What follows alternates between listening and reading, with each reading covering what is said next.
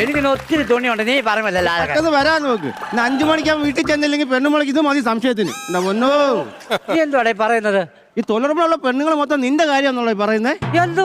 എന്തുവാന്നോ നീ തുണി എഴുതുന്ന വീഡിയോ ഇപ്പൊ വൈറലായി കിടക്കുക. ഇവിടെ അവങ്ങ് കീറിയില്ലയോ?